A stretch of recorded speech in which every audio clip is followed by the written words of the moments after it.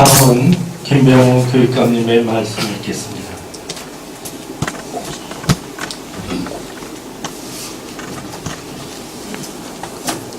다시 인사드리겠습니다.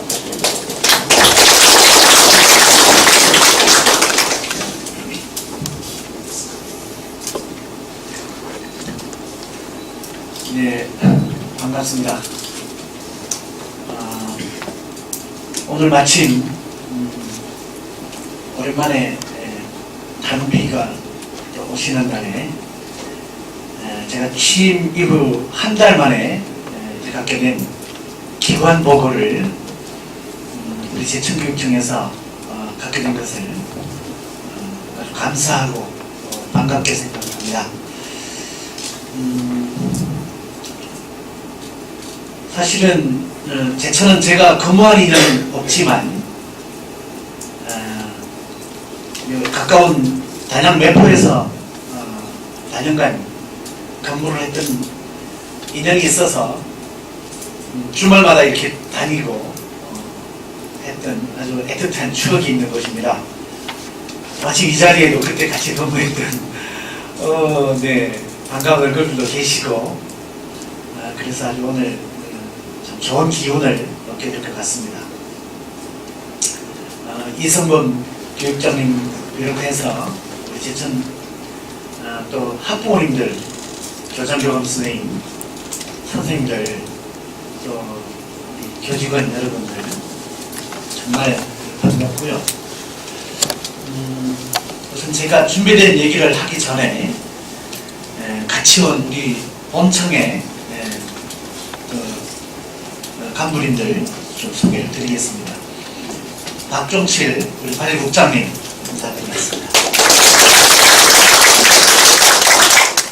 그리고 이제 기관 방문을 쭉 같이 동행하면서 준비를 해오고 있는 기획관실의 배구정 장학관님,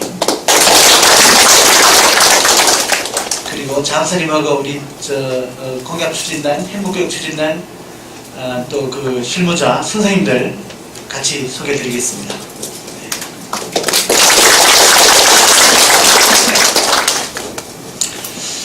제가 이렇게 인사드리게 된 김에 제천교육 현황도 좀 파악할 겸 저의 앞으로 그리고 있는 충북교육의 방향, 이것을 좀 같이 소통하는 기회를 가지려고 자료를 준비를 해왔습니다.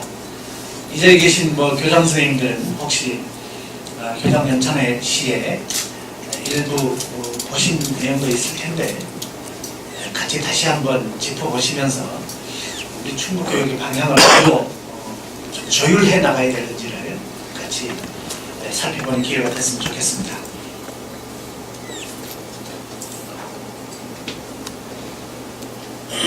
네, 아직도 수준 고훈이 되어서 루트로 나오지 못한 우리 아이들과 선생님들이 여전히 남아 계십니다만 정말 벌써 20일 가까이 되어가는 이 세월호 참사는 우리 사회와 우리 교육계에 참 큰 충격을 주면서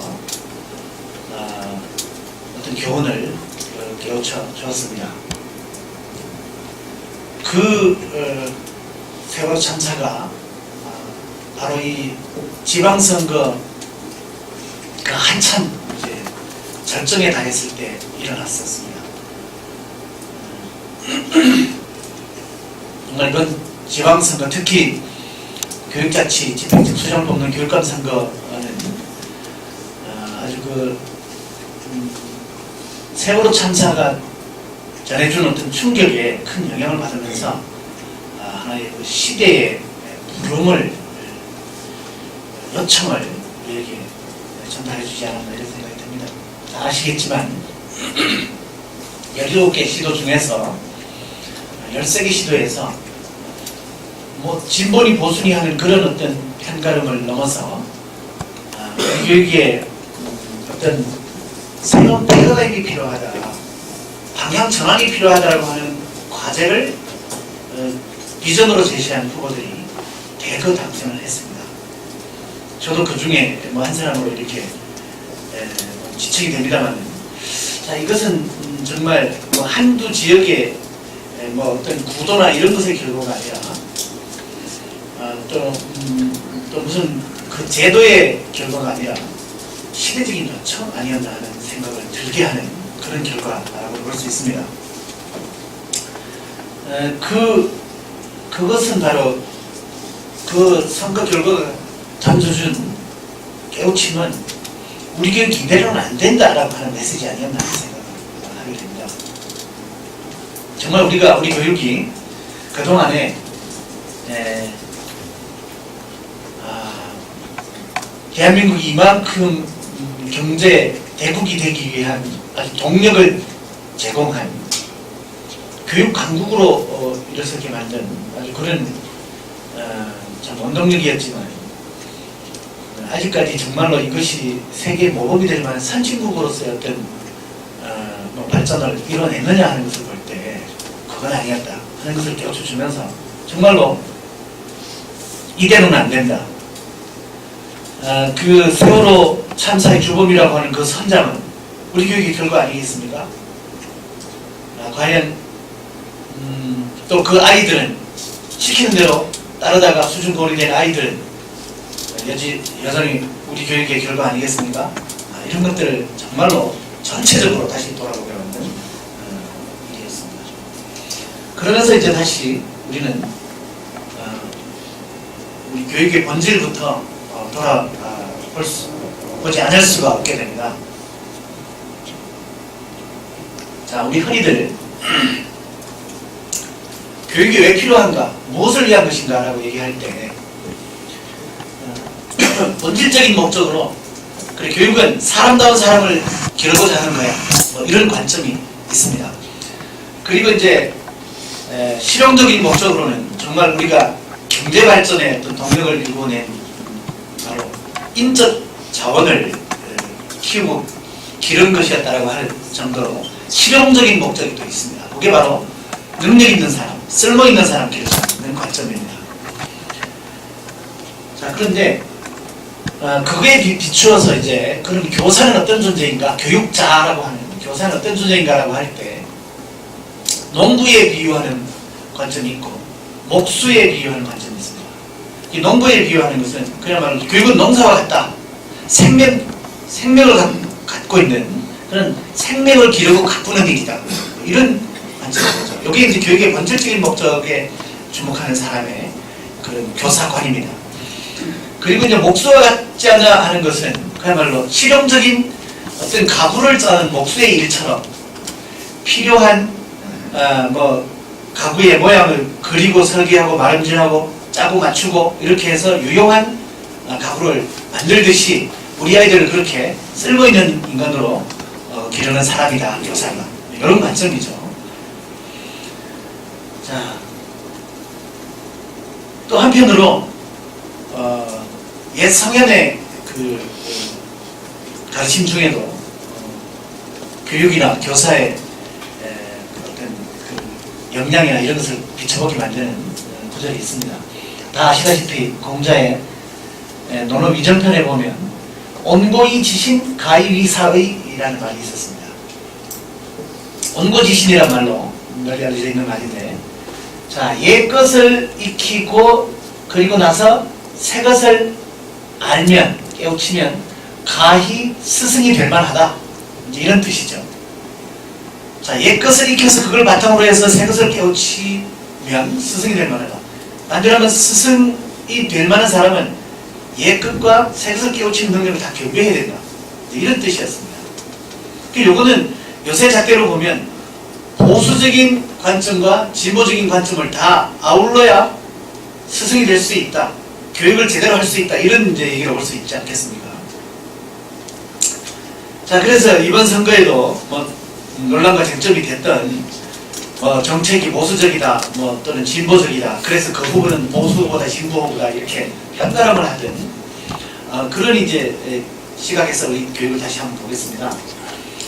흔히들 나는 보수 후보가 좋아, 또는 뭐 누구는 뭐 진보 교육감이야, 이렇게 얘기는 많이 하지만 교육에 있어서 과연 보수는 뭐고 진보는 뭔지 제대로 착착하는 사람은 없습니다. 근데 상식적으로 우리가 보수라고 하는 것은 그야말로 지킬 걸 지키자라고 하는 관점입니다. 진보라고 하는 것은 바꿀 걸 바꾸자라고 하는 관점이죠. 그런데 저는 과연 그러면 어떤 성향이나 관점을 갖고 있느냐?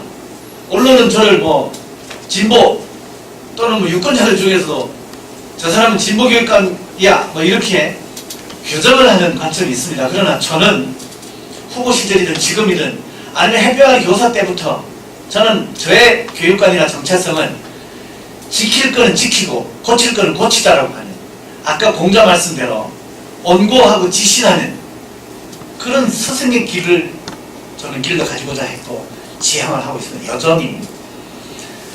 근데 다만 그래서 이제 저는 후보 때도 보수와 진보 두 가지 교육관의 긍정 에너지를 다 아우르는 통합의 리더십을 발휘하는 교육관 되겠다 이렇게 얘기를 했었는데요. 그거는 뭐 선거공학적인 무슨 유불리나 타산을 해서 내세웠던 게 아니고 아까 말씀드렸듯이 원래 저희 교육관이 그렇고 성향이 그렇고 저의 이념이 그래서 그렇습니다. 그래서 저는 무지개 분단을 꾸려서 교육가족을 다 아우르겠다라고 했는데 그러면 모든 사람을 다 아우를 것이냐?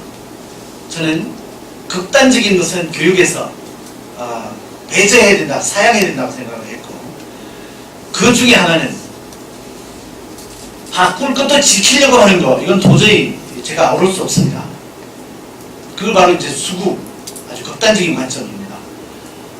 마찬가지로 지킬 것도 바꿔야 된다고 하는 건 마찬가지로 저는 극단적인 태도라고 해서 저는 선거 공약을 만드는 과정이든 저 스스로부터 좀 절제를 하고 사양을 했었습니다. 앞으로도 저는 지킬 걸 지키고 고칠 걸 고치는 조화로운 그런 교육적 관점으로 우리 아이들도 그렇게 능력과 품성을 다 겸비한 아이들로 기르겠다고 하는 것이 저의 성향이라면 성향이 관점이라면 관점입니다. 자, 그런데 이제 정말 우리 교육을 위기로 진단하면서 뭘 고치고 바꾸고 없애고 할 것이냐, 위기 요인은 당연히 그걸 극복해야 되지 않겠습니까? 자, 그런데 흔히 이제 위기라는 말은 거론이 되지 않은 때가 없었습니다.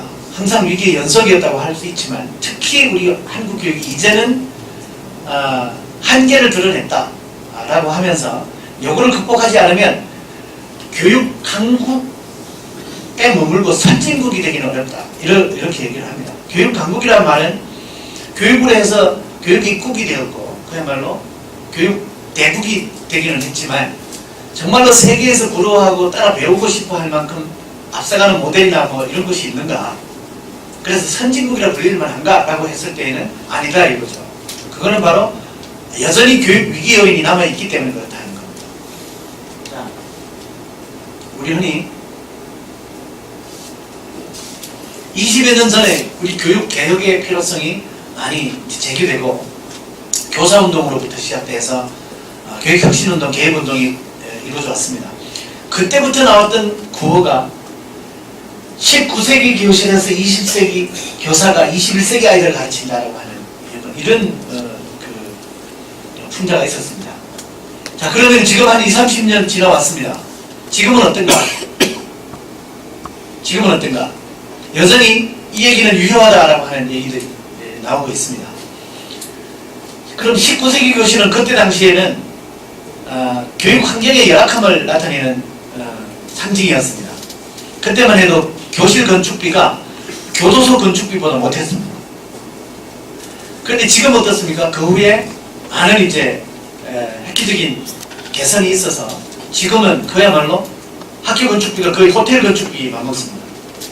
그래서 그런 어떤 환경적인 면에서는 그야말로 최첨단화되고 아주 21세기형 교실로 됐는데 문제는 여전히 교육 방식이 아직까지 19세기형 교육 방식이 남아있다. 이거 부정할 수 없죠. 자, 그래서 20세기 교사, 여전히 뭐 우리는 그때는 지금이나 21세기를 내다보는 눈도 없고 겪어본 적도 없고 한 교사들이 그 시대를 살아갈 아이들을 가르치고 이끌어야 될 책임이 있는 것은 틀림없습니다. 자, 그러면 우리가 20세기 교사가 어떻게 21세기를 알고 또 21세기 아이들을 제대로 알고 대비를 시킬 거냐, 이게 이제 우리의 과제가 되겠습니다. 자, 한국형 교육위기 얘기하는데 그것에 아주 그것을 이렇게 도식화하면 이렇게 됩니다. 사교육이 워낙 그 기승을 부려서 공교육 위기에 빠졌다, 이제 이거죠. 그런데 공교육 위기를 진단이 이렇게 쫙 갈라집니다. 왜 위기가 됐는가? 한쪽은 경쟁을 너무 기피하는 교육 때문에 위기가 됐다, 이렇게 보고, 또 한쪽은 너무 경쟁을 시켜서 위기가 처했다, 이렇게 보는 겁니다. 경쟁을 두고 안 시켰다, 너무 시켰다, 이렇게 진단이 납니다. 그러다 보니까 당연히 처방도 다르죠. 경쟁을 안 시켰다고 하는 쪽에는 자꾸 체크해야 된다, 닥달해야 된다, 들고 가야 된다, 채찍과 당근을 줘서라도, 이제 이겁니다. 그런데 너무 시켰다는 데에서는 당연히 이 경쟁이 도리어 경쟁력을 갉아먹는다, 너무 시키면 안 된다, 이제 이런 관점이어서 차라리 경쟁을 덜 시키는 것이 경쟁력을 기르는 거다, 경쟁력을 강화하는 거다, 이렇게 보는 거예요. 그러니까 이런 관점에 조율이 되지 않으면, 경쟁을 두고 바라보는 이러한 관점의 시각에 조율이 되지 않으면 이러한 갈등을 풀릴 길이 없습니다. 자, 그런데 이제 사실 우리나라에서는 그거에 대한 토론이나 뭐 이런 것이 없이 그냥 자기 관점으로 고집만 해왔었습니다. 그런데 지금 이제 교육 선진국이라고 불리는 북유럽 같은 데서는 이미 20, 30년 전에 그 부분에 대해서 대토론을 거쳐서 합의해서 다 녹여내고 결론 내렸어요. 그거를 우리가 지금이라도 다시 한번 되짚어 봐야 된다는 거예요. 자, 우리 교육을 다시 한번 돌아보죠. 항상 우리 교육의 문제라고 할 때 제일 먼저 튀어나오는 것은 학력 저하가 문제라고 하는 겁니다. 제일 단순한 진단이고 제일 많이 나오는 진단이고 아주 흔한 진단입니다. 요새 애들 공부 참 잘 안 해. 안 시키다 보니까 아는 게 없어. 성적 떨어진 게 제일 문제야. 뭐 항상 그런 얘기하죠. 미국도 그러고 우리나라도 계속 그렇죠. 이게 약간 좀 보수적인 관점에서 나오는 건데. 자, 그런데 객관적인 데이터는 사실은 학력 떨어진 게 문제는 아닙니다. 우리 대한민국 교육은 국제학력평가에서 한 번도 바닥을 긴 적이 없지 않습니까? 학력을 항상 최상위권을 유지해 왔었습니다. 그런데 문제는 뭐냐? 바닥을 기고 있는 흥미도와 자신감, 학습 효율성, 이게 바닥이라는 거 아니겠습니까? 그러니까 한국 교육의 진정한 위기, 문제는 바로 이 부분을 보지 않고는 계속 엉뚱한 진단이 되다 보니까 엉뚱한 처방이 나올 수밖에 없다, 이겁니다. 자, 또 우리 교육에 어떤 문제가 있는가? 미국의 그 14개 명문대학에 진학한 우리 한국인 또는 한국인 2세 유학생들 추적 조사를 해보니까 이 학생들이 44%에 이르는 학생들이 중도 탈락하고 졸업을 못한다. 이게 이제 세미얼 김이라고 하는 그 교육학자가 당연히 우리 교포 2세입니다. 이 학자가 분석을 해볼 것 같아요. 그런데 그 이유를 보니까 공부만 강요하는 우리 학부모들의 교육관이 탐구 중심의 대학생활 적응력을 떨어뜨려서 졸업도 못합니다. 그런데 미국에 있는 명문대 14개 명문대에 들어간 아이들이라면 적어도 몇 간 아이들이라면 한국에서는 특목고 이상의 정말로 아주 극상위권의 아이들일 겁니다. 한국에서. 이 아이들이 미국에 가서 적응도 못한다. 절반 가까이 졸업도 못한다. 이거 왜 그렇지? 이거 진단을 안 해보면 안 됩니다. 자, 세계적인 미래학자들도 한국 교육을 이렇게 조롱합니다. 2008년도에 그때 당시 이제 한나라당에서 한국 선진 사회 진입을 이제 슬로건으로 해서 세미나를 하면서 여기 엘리 토플러 박사를 초대해서 강연을 듣고 나중에 국회의원들이 너도나도 질문을 했습니다. 한 국회의원이 한국이 선진사회로 진입하려면 어떻게 해야 되는지 한 수 가르침 바랍니다. 이렇게 했더니 토플러가 대답을 하기를 한국 교육 바꾸지 않고는 선진국이 될 생각 꿈에도 하지 마시오. 이렇게 충고를 했습니다. 한국 교육이 어떤가? 공장형 교육이라고 얘기했습니다. 하루 15시간 이상을 미래에 필요하지도 않을 지식과 존재하지도 않을 직업을 위해서 허비하게 만들고 있다. 그리고서 무슨 미래 선진국이 되려고 하냐. 이렇게 아주 따끔한 충고를 했습니다. 그 국회의원들 전부 다 충격을 받고 바로 그 다음에 그때 당시 미래위원회인가의 그 위원장이 누군지 제가 이름을 잊어버렸는데 그 MB의 양아들이라고 불릴 정도로 아주 대단했던 사람이 영향력이 이분이 했던 게 바로 심야 야간 자율학습 교습 철폐 이거 했었어요. 이 강연을 듣고. 그런데 그게 중간에 흐지부지 되고 말았죠. 또 역시 우리 아이들의 행복지수는 만년 꼴찌. OECD 국가들 중에. 자, 또 더불어 사는 능력도 바닥. 이거를 보지 않고 어떻게 미래의 주인공 세계를 이끌고 나갈 글로벌 인재를 키우겠다고 할 수 있겠는가? 이거 봐야 된다는 거죠. 아이들은 점점 공부에 질려갑니다. 요 실선은 지금 현재 아이들의 학습량을 보여주는 거고 국민들의 점선은 바뀌어야 될 어떤 걸 보여주는 거예요. 학습량이 초등학교부터 점점 이렇게 늘어가다가 여기 점점을 찍고는 힘이 빠지죠. 이 점점이 뭘까요? 수능일 겁니다. 수능. 그죠? 수능 끝나고 나서는 이제 쭉 대학 들어가서도 이제 점점 먹고 대학 놀고 대학이 되는 거죠. 그러다가 다시 2학년 3학년 때쯤에는 다시 이제 안 할 수가 없습니다. 취업 준비 때문이겠죠. 그래서 취업하고 나면 쭉 바람이 빠져가지고 이제는 공부는 학생들만 하는 것 이렇게 돼버리는 거죠. 자, 그것이 이제 정말 교육 선진국들은 평생 학습 사회라고 이렇게 되어갑니다. 점점점 나이가 들어갈수록 학년 올라갈수록 학습량이 많아지다가 가장 공부를 많이 하는 때가 대학 시절. 그리고 이제 취업하고서 성인이 되어서도 이렇게 평생 동안 자기에게 필요한 거 하고 싶은 쪽으로 공부를 해나가는. 그러니까 정말로 이거는 대한민국이 교육 강국의 모습을 이뤄낸 학습량의 그래프일 수도 있지만 선진국이 되기 위해서는 이렇게 나가야 된다. 이거죠. 그러니까 이것을 유념하면서 패러다임을 바꾸지 않으면 안 된다. 이제 그렇게 되겠습니다. 자, 그러면 이제 우리가 선도하지 못하는데 따라가기라도 해야 되지 않겠느냐. 앞서가는 교육 선진국들. 그러면 어디를 따라갈 건가? 물론 그대로 따라 배운다고 해서 되는 건 아닐 겁니다. 그거는 문화 풍토가 다르고 역사가 다르기 때문에 그래서 이제 귤화위지란 말을 써봤는데 이거는 이제 그야말로 중국 고사에 나오는 회수 남쪽의 귤도 북쪽에 갖다 심으면 탱자가 될 수 있다 뭐 이런 얘기입니다. 우리나라 알타인무를 일본 갖다 심으면 닭광무가 된다는 거죠.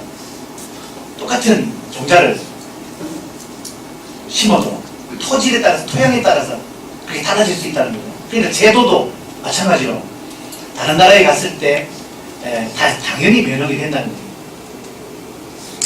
자, 지금까지 우리는 산업화 과정에 교육 강국이 될 만큼 해온 것이 바로 동아시아형 교육이었습니다. 이거는 바로 일본이 그야말로 패전의 상처를 딛고 일어서는 방식이기도 했고 또 그걸 우리가 따라가서 경제강국을 이뤄낸 방식이기도 했었습니다. 예로부터 이렇게 했던 그런 관점들, 방식들 요겁니다. 요것에 아주 전형은 요 배울 학자에 담겨 있습니다.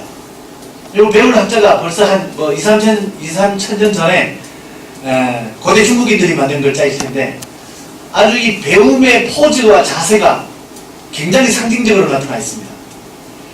여기 아들 자자이고 요거는 책상입니다. 요거는 양쪽 팔이죠. 아이가 책상 앞에 앉아서 뭔가를 이렇게 쥐고 있는 요 XX 돼 있는 거는 이제 뭐 교재나 뭐 배울 것의 상징이 되겠죠. 그러니까 요 포즈가 배움의 기본 포즈이다. 고대 중국인들이 저 한자를 만들 때나 지금이랑 똑같죠. 여러분들이 지금 지금 아이들, 학교의 아이들 아마 책상 다리에 묶어두고 요 자세를 취해야만 공부하는 걸로 인정할 수 있다. 이런 거 벗어나기 참 쉽지 않지 않습니까? 그런데 사실은 배움이라고 하는 게 굳이 요 포즈만 가지고 가능한 건 아니죠. 이미 이 책상이라고 하는 책상 앞이라고 하는 환경도 왜 하필 책상에 앉아야만 공부가 되겠습니까? 배움이 되겠습니까? 뭐 이제 이런 걸 포함해서 그렇습니다. 자, 근데 이와 같은 이 동아시아형 교육이 파탄에 이르렀다라고 하는 진단이 한 10여 년 전부터 나왔습니다. 일본의 사토마라고 그러죠. 자, 동아시아형 교육은 바로 이렇게 해서 산업화 시대에 아주 최대치의 성과를 이루어냈다. 그런데 이걸 계속했다가는 지식정보 사회에 안 된다. 이렇게 진단을 하고 이걸 넘어서야 된다라고 진단을 했어요. 그 다음에 이제 우리가 또 따라왔던 모델 중에 앵글로색슨 모델이 있습니다. 이것은 영국과 미국이 앞서 실험하고 치고 나갔던 그런 모델들이죠. 영국이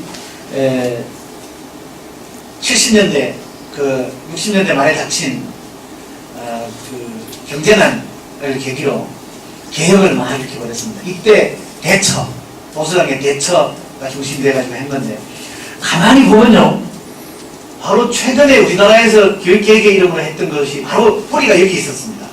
이렇게 보시면 아마 나타날 겁니다. 페이자이 마켓이라고 해가지고 교육 시장화 정책, 이때 시작된 겁니다. 교육이 이 장사하는 거하고 비슷해 라고 생각하는 관점. 그래서 학교는 공장하고 비슷하고, 그 다음에 거기에서 효과를 내기 위해서는 정말로 경쟁을 부추겨야 된다. 경쟁을 체결해야 된다고 하는 요 관점입니다. 그리고 그것이 바로 미국으로 건너가서 또 여러 가지 개혁안들을 내는데, 이 교육개혁안들은 대부분이 어떤 그 쇼크가 있고 나서 교육에서 답을 찾으려고 할 때 나옵니다. 근데 미국에서도 아시다시피 스푸트닉 쇼크라고 해가지고 50년대 말에 소련에서 먼저 인공위성을 쏘고 나서 충격을 받고, 이건 교육이 잘못돼서 우리가 뒤졌다. 이렇게 하면서 이제 국가 방위 차원에서 교육을 혁신해야 된다, 개혁해야 된다, 이렇게 나왔던 거고요. 그래서 그때부터 능력주의 교육이 이제 나오게 됐는데, 아까 얘기했듯이 실용적인 목적인 능력 있는 사람 기르자라고 하는 거였어 얘기했죠. 그리고 또 80년대 초반에 자동차 왕국이라고 하던 미국의 콧대가 꺾여진 도요타 그 쇼크, 일본 자동차가 미국으로 막 밀고 들어오면서 왜 이렇게 됐지? 하고 돌아보면서 역시 위기에 처한 국가라고 하면서 교육혁신 개혁안을 냅니다. 이때 이제 바로 또 여기에서 뿌리가 됐던 그런 교육시장화 정책이 아주 전면화되고, 그 다음에 또 이제 제일 최근의 쇼크는 피사로 해서 쇼크를 받았습니다. 피사 다 아시다시피 국제학력 비교평가죠. 여기에서 미국이 꼴찌였다 하는 걸 보고서 아주 충격을 받았습니다. 그래서 역시 또 이제 국가표준시험 1.4 같은 거, 바우처 같은 거, 차터스쿨 이런 거를 이제 만들었죠. 경쟁시키기 위해서. 근데 그것도 이제 바로 오바마가 들어서면서 이거 실패했다 하고 또 진단을 하게 됩니다.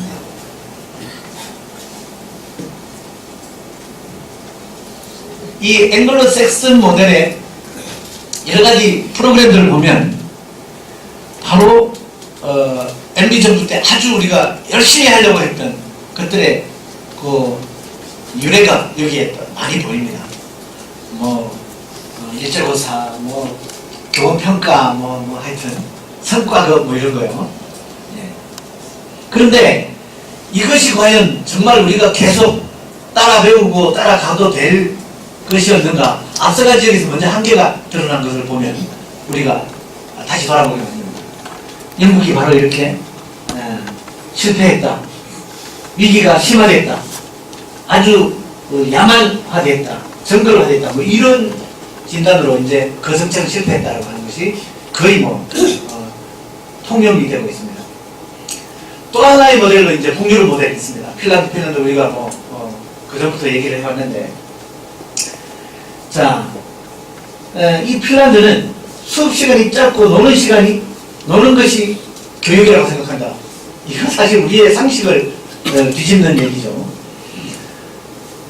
자, 근데 그 핀란드는 사실은 우리나라하고 비슷하게 80년대 중후반부터 교육을 이제 앞서가는 미래 선진화 사회에 맞게 혁신해야 된다라고 하는 그 반성과 이 개혁의 어떤 움직임을 시작을 했었습니다. 그때도 핀란드도 아주 경제 위기에 처해가지고. 그런데 이제 핀란드는 그때부터 국민 대토론회를 통해서 합의를 하고 이미 결론을 내리고 모든 국민들의 힘을 그 결론을 향해서 쏟아 모았어요. 그래가지고 지금 20, 30년 동안 숙성을 시킨 겁니다. 근데 우리나라는 그때 대두가 됐던 그런 교육계획의 필요성 같은 걸 문제시하면서 위험시하면서 제압하고 진압하고 탄압하려고만 해왔어요.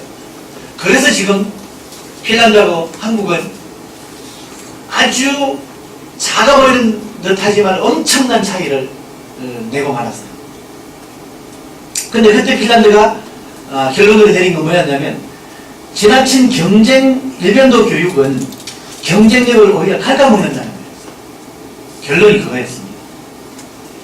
자, 그런데 지금 이제 핀란드하고 한국은 학력 부분에 있어서는 100지장 차이 정도로 핀란드는 1등, 한국은 영원한 2등 이렇지 않습니까? 그런데 사실은 그 방법이 너무나 다르기 때문에 그런 100지장 차이가 아닙니다. 한국이 핀란드를 뛰어넘으려면 정말로 뛰어넘을 수 없는, 그야말로 이게 뭐죠? 넘사벽이 뭐예요? 넘을 수 없는 4차원의 벽이에요. 핀란드에게는 한국 방식으로는 뛰어넘을 수 없는 4차원의 벽이 있다는 겁니다. 그건 뭐냐? 핀란드는 하루에 우리보다 3분의 1밖에 공부를 안 하는데도 불구하고 1등이다. 근데 우리는 그 3배나 되는 공부를 함에도 불구하고, 예를 들면 핀란드는 하루에 5시간 내지 6시간 하는데도 85점. 한국은 그 3배를 하는데도 80점. 그런데 그러면 80점짜리 한국이 85점으로 뛰어넘으려면 한국적인 방식으로 어떻게 해야 되죠? 15시간 내지 16시간이 아니라 20시간을 하면 따라갈까요? 따라갈 수 없죠. 20시간을 해서 따라가겠습니까? 그렇기 때문에 그런 방식으로는 도저히 뛰어넘을 수 없다. 자, 그래서 이제 우리 교육에서도 저런 모델들의 어떤 그 시사점들을 가지고 다시 한번 점검하면서 한국에 맞는 방식의 혁신, 개혁을 한번 해보자라고 나왔던 게 이제 한 10여 년 전부터 경기도에서 선생님들이 새로운 학교, 또 수업혁신, 배움의 공동체 뭐 이런 움직임들입니다. 그리고 정말로 제도적으로 시작한 거는 이제 교육자치 공간에서 이른바 진보교육감들이 내서들 혁신학교죠. 이름도 지역에 따라서 다 다릅니다. 수업 형태나 뭐 이게 양상들도 당연히 다 다릅니다. 아까도 제가 귤화 위주라고 지역에 따라 달라질 수밖에 없다고 했는데, 그래서 이제 이런 지역에서는 혁신학교라고 부르고, 전남에서는 무지개학교라고 부르고, 광주에서는 비코로학교, 강원에서는 행복플러스 학교, 행복더하기 학교 이렇게 부릅니다. 근데 지금 이제 300여 교를 넘어서 지금은 뭐 거의 학교 수를 따지면 뭐 한 5, 600개 교회에서 하고 있는데, 이제 이런 것들 하고 있습니다. 자, 근데 여전히 저거 뭐 정답 아니니까 불안하지 않느냐 하는 우려들 계시죠. 당연히 그렇습니다. 뭐 어떻게 하면 뭐 완벽한 모델이 있겠습니까? 자, 그래서 이제 혁신학교를 이제 우리도 그러면 한번 시도해보자 라고 할 때 정말 중요한 인자들은 그 참 교육의 주체들이라고 하는 이 구성원들이죠. 그런데 이제 구성원들이 어떤 쪽에 어떤 노력을 해서 어떤 형태의 참여를 해야 되는가. 학생들은 다른 학생의 이해라든 다른 학생에 대한 이해와 존중의 태도를 유지하고 또 교사에 대해서도 친밀감과 애교심을 갖는다. 그 다음에 교사는 학생 개개인의 관심과 지적 호기심을 자극하여 살아 움직이는 교실을 만든다. 학교장은 수평적 리더십으로 학교 특성에 맞는 공동체의 비전을 제시한다. 학부모는 학교 공동체의 중요성을 인식하고 운영에 적극 참여하고 지원한다. 이런 것이 아마 기본적인 어떤 자세이면서 우리가 궁극적으로 이루어내게 될 구성원의 어떤 그 상일 수도 있습니다. 혁신학교를 통해서 이런 형태의 어떤 학교 혁신이 이루어지면 정말 우리가 교육 강국의 어떤 성과를 넘어서 교육 선진국으로 정말 한국형 모델을 만들고 그것이 세계화될 수 있는 이런 개혁이나 혁신이 되지 않겠느냐, 이것입니다. 자, 그래서 저는 상징적으로 그걸 이제 행복교육이라고 이렇게 4년 전부터 나름대로 이름을 붙여왔는데, 4년 전에는 이거 제가 만든 말인 줄 알았더니 지금은 뭐 누가 만든지도 모르고 많이들 쓰더라고요. 그 중간에는 그렇게 된 데에는 대선 시기에 유력 후보가 행복교육이라는 말을 쓰면서 거의 뭐 이번 선거에서는 전국의 모든 교육감 후보들이 행복교육 다 내세웠습니다. 그러나 머리에 그리고 있는 상이나 의미는 다 다르더군요. 근데 저는 4년 전에 생각할 때 행복한 교육이라고 하는 것은 오늘의 배움이 즐거워서 내일이 기다려지는, 오늘의 배움이 즐거워서 내일이 기다려지는 교육이어야 된다, 이렇게 생각했습니다. 그러니까 배움 자체가 고통이어서는 안 된다. 배우는 과정부터가 재밌고 신나고 즐거워야 된다. 그래야 좋아하다 보면 저절로 운동이든 일이든 다 그런 것처럼 학력은, 배움의 결과라고 하는 학력은 저절로 나온다. 이래야 그게 행복한 가정일 수 있다, 이렇게 생각합니다. 왜냐하면 행복이라고 하는 게 뭐 저축했다 찾는 거 아니잖아요. 정말로 here and now, 지금 누려야 되는 현재형이라고 할 때, 지금까지 우리는 행복은 고진감래 한 끝에야 누릴 수 있는 무슨 특혜 같은 걸로 해왔었죠. 그래서 공부도 당연히 힘든 거야, 어려운 거야, 뭐 이렇게 해왔어요. 그게 신나고 재밌고 즐거울 수 있다고 하는 거는 아예 맛볼, 생각해볼 겨를도 없이. 그래서 저는 그런 인식을 바꿔야 된다, 패러다임을 바꿔야 된다라고 하는 거였어요.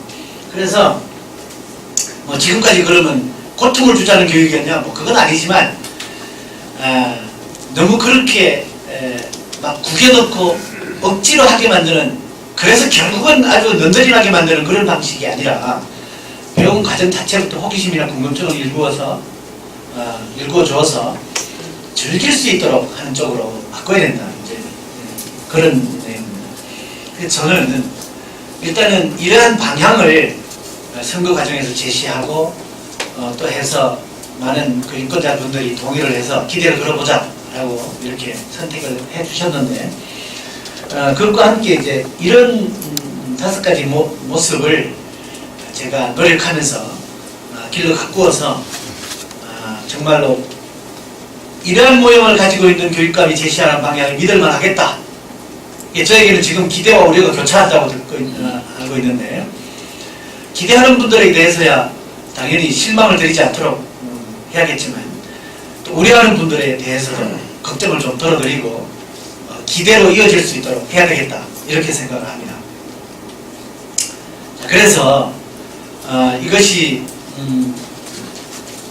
정말 좀 한번 우리 아이들과 같이 실천해 볼 만한 방향이겠다라고 이렇게 생각을 해주신다면 정말 이것이 교육감 개인의 제안이나 취향이 아니라 정말 이게 시대적인 브레밍 같다라고 생각이 되시면 뭐 충북교육과정 모두가 활발한 소통을 통해서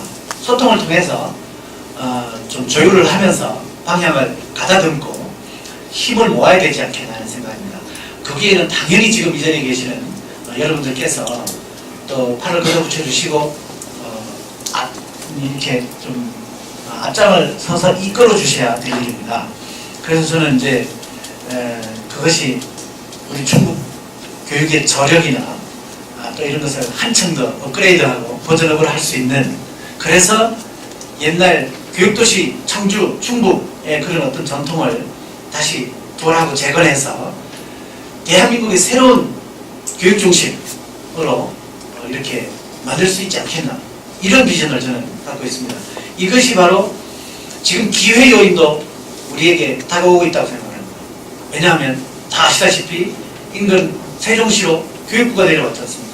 그리고 우리 중부 신도시, 혁신도시로 교육 관련 공공기관들이 내려옵니다. 그러면 이 청주권이 대한민국 교육 행정의 중심이 됩니다. 교육 행정의 중심이 되면 그 주변에 교육 산업이 결부될 수 있습니다. 이것을 내가 자치단체장들에게 부탁을 드렸습니다. 교육 산업 좀 유치합시다. 교육 산업 부가가치가 높지 않습니까? 그런데 대한민국에 교육 산업 공단이 없습니다. 빨리 유치하십시오.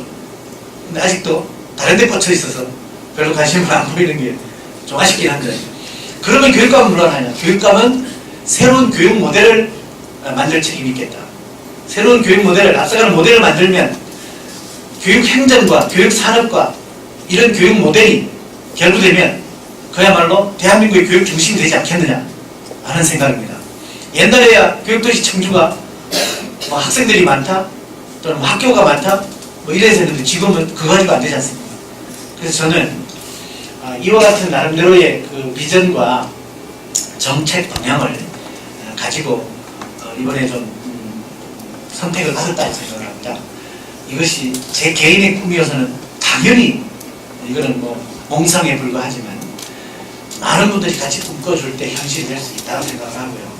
선거 과정에서 일정하게 자신감을 얻었습니다.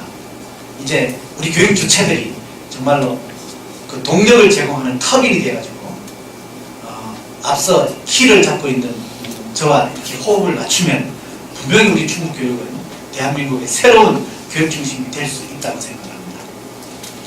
이상 제가 준비한 말씀은 이 정도로 좀 매듭을 하고요. 여러분들하고 소통하는 시간을 가졌으면 좋겠습니다. 네, 고맙습니다.